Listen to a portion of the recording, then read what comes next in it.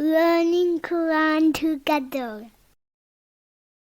بسم الحمدللہ والصلاۃ والسلام علی رسول اللہ۔ سورہ یونس آیت 56۔ ہوا یحیی و یمیت، وہی زندگی عطا کرتا ہے اور وہی موت دیتا ہے، و الیہ ترجعون، اور اسی کی طرف تم لوٹائے جاؤ گے۔ یعنی موت اور زندگی اس کے اختیار میں ہے اور وہ ہر چیز پر قادر ہے۔ اسے معلوم ہے کہ جسم کے بکھرے ہوئے حصے کہاں ہیں، لہٰذا جب وہ چاہے انہیں جمع کرنے پر قادر ہے۔ تم سب کو لوٹ کر اسی کے پاس جانا ہے اور وہی تم کو تمہارے عملوں کا پورا بدلہ عطا فرمائے گا۔ ابن کثیر۔ یا ایھا الناس، اے لوگو، قد جاءتکم، یقیناً آ چکی تمہارے پاس، موعظۃ من ربکم، ایک نصیحت تمہارے رب کی طرف سے، وشفاء لما فی الصدور، اور شفا اس کے لیے جو سینوں میں ہے، وہدی ورحمۃ للمؤمنین، اور ہدایت اور رحمت ایمان والوں کے لیے۔ اللہ تعالیٰ نے ساری انسانیت کو مخاطب کر کے قرآن پاک کی وہ صفات بیان کی ہیں جو بندوں کی ضرورت ہے، یعنی بلا شبہ تمہارے رب نے تمہیں نصیحت کی ہے اور تمہیں ان اعمال سے بچانے کے لیے ڈرایا ہے جو اس کی ناراضگی کا باعث بننے والے ہیں۔ وشفاء لما فی الصدور، یعنی دل کی بیماریوں کو دور کرتی ہے۔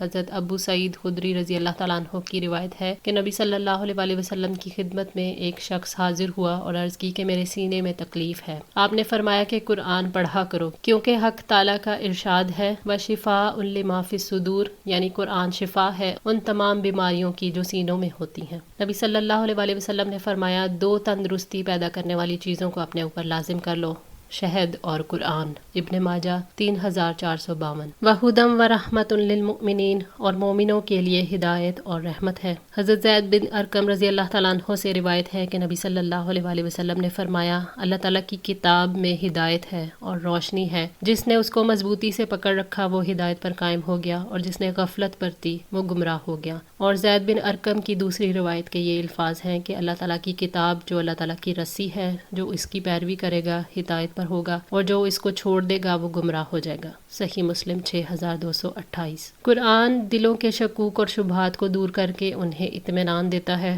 قرآن ہدایت اور رحمت کا ذریعہ ہے، مگر یہ انہی کو نصیب ہوتی ہے جن کا اس قرآن پر اور اس کے احکامات پر یقین ہے۔ اللہ تعالیٰ نے فرمایا، وَنُنَزِّلُ مِنَ الْقُرْآنِ مَا هُوَ شِفَاءٌ وَرَحْمَةٌ لِّلْمُؤْمِنِينَ وَلَا يَزِيدُ الظَّالِمِينَ إِلَّا خَسَارًا، اور ہم اس قرآن میں سے تھوڑا تھوڑا نازل کرتے ہیں جو مومنوں کے لیے شفا اور رحمت ہے، اور جو ظالموں کو خسارے کے سوا کسی چیز میں زیادہ نہیں کرتا۔ سورہ بنی اسرائیل 82۔ کل بفضل اللہ، آپ کہہ دیں اللہ تعالیٰ کے فضل کے ساتھ، وبرحمتہ، اور اس کی رحمت سے، فبذالک فلیفرحوا، سو اسی کے ساتھ لازم ہے کہ وہ خوش ہوں، ہوا خیر مما یجمعون، وہ اس سے بہت بہتر ہے جسے لوگ جمع کرتے ہیں۔ یہاں فضل سے مراد قرآن پاک ہے جو سب سے بڑی نعمت، احسان اور اللہ تعالیٰ کا سب سے بڑا فضل ہے جس سے اللہ تعالیٰ نے اپنے بندوں کو نوازا ہے۔ حضرت ابن عباس کہتے ہیں کہ اللہ تعالیٰ کا فضل اور اس کی رحمت ہے کہ اس نے تمہیں اہل قرآن میں سے بنایا، سو اسی کے ساتھ لازم ہے کہ وہ خوش ہوں، یعنی علم اور تقوی کے بعد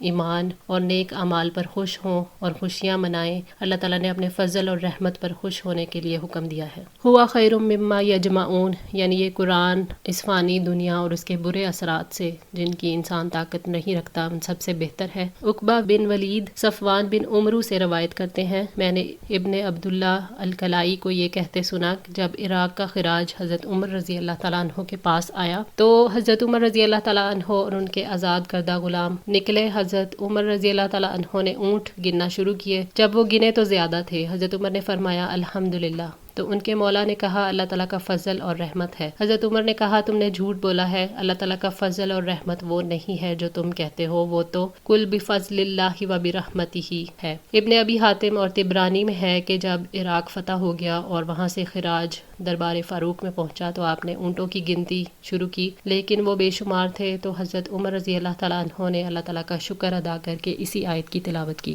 ابن کثیر۔ حضرت عمر رضی اللہ تعالیٰ عنہ نے فرمایا کہ نبی صلی اللہ علیہ وسلم نے فرمایا اللہ تعالیٰ اسی کتاب کے ذریعے لوگوں کو بلند کرتا ہے اور اسی کتاب کے ذریعے لوگوں کو پست و ذلیل کرتا ہے۔ صحیح مسلم 1897۔ کل ارأیتم، آپ کہہ دیں کیا غور کیا تم نے، ما انزل اللہ لکم من رزق، جو رزق اللہ تعالیٰ نے تمہارے لیے اتارا ہے، فجعلتم منہ حراما وحلالا، اور تم نے اس میں سے خود ہی کچھ حرام اور کچھ حلال بنا لیا۔ مشرکوں نے اللہ تعالیٰ کی حلال چیزوں کو حرام حرام ٹھہرانے اور حرام کو حلال کرنے کے لیے جو قانون بنائے تھے ان کی مذمت کرتے ہوئے فرمایا کہ آپ کہہ دیں کہ تمہارا کیا خیال ہے جو رزق اللہ تعالیٰ نے تمہارے لیے اتارا ہے، یعنی جانوروں، نباتات، کھانوں اور کھیتوں کی مختلف قسموں کو جنہیں اللہ تعالیٰ نے رزق اور رحمت بنایا ہے، تم بغیر کسی دلیل کے اللہ تعالیٰ کی حلال کردہ چیزوں کو حرام اور حرام کو حلال ٹھہراتے ہو، محض اپنی خواہشات اور اپنے رائے سے حلال و حرام بدلتے ہو۔ مسند احمد میں ہے، عوف بن مالک بن فضیلہ رضی اللہ تعالیٰ عنہ فرماتے ہیں، میں رسول اللہ صلی اللہ علیہ وآلہ وسلم کی خدمت میں حاضر ہوا، اس وقت میری حالت یہ تھی کہ میلا کچیلا جسم،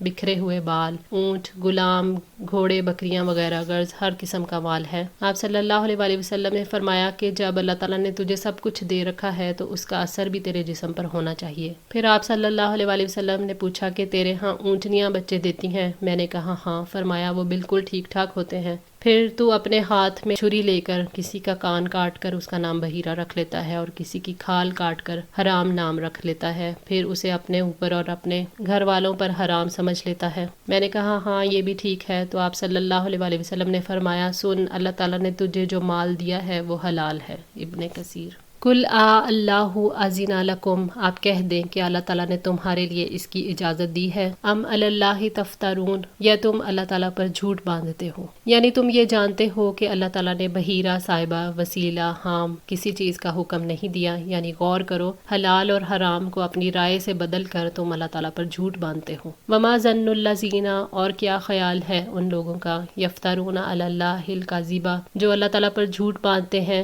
یوم القیامتی، قیامت کے دن میں، یعنی جب قیامت کے دن وہ لوٹ کر اللہ تعالیٰ کے پاس جائیں گے تو ان کے ساتھ کیا معاملہ ہوگا۔ اللہ تعالیٰ نے فرمایا وَيَوْمَ الْقِيَامَةِ تَرَى الَّذِينَ كَذَبُوا عَلَى اللَّهِ وُجُوهُهُمْ مُسْوَدَّةٌ، اور قیامت کے دن آپ ان لوگوں کو دیکھیں گے جنہوں نے اللہ تعالیٰ پر جھوٹ باندھا کہ ان کے چہرے سیاہ ہوں گے۔ سورہ زمر 60۔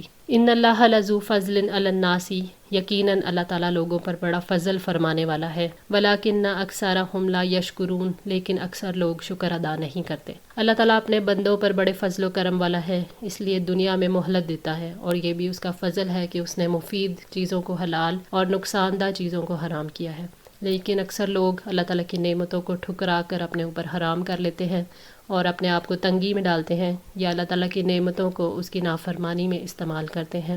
کم ہی لوگ ایسے ہیں جو اللہ تعالیٰ کا شکر ادا کرتے ہیں اور اس کی دی ہوئی نعمتوں کو اس کی فرما برداری کے کاموں میں استعمال کرتے ہیں۔ نبی صلی اللہ علیہ وآلہ وسلم اللہ تعالیٰ کا ہر موقع پر شکر ادا کرتے تھے۔ آپ کی امت کا نام حمادون اسی لیے رکھا گیا کہ وہ بھی سب سے زیادہ اللہ تعالیٰ کی حمد و ثنا کرنے والے ہیں، اور قیامت کے دن اللہ تعالیٰ کی حمد کا جھنڈا بھی نبی صلی اللہ علیہ وآلہ وسلم کے ہاتھ میں ہوگا۔ دعا ہے اللہ تعالیٰ ہمیں ان قلیل لوگوں میں شامل فرمائے جو اس کا شکر ادا کرنے والے ہیں، ہماری غلطیوں کو، تاہیوں کو معاف فرما کر ہماری اصلاح فرمائے۔ جزاکم اللہ خیر، والسلام علیکم ورحمۃ اللہ وبرکاتہ۔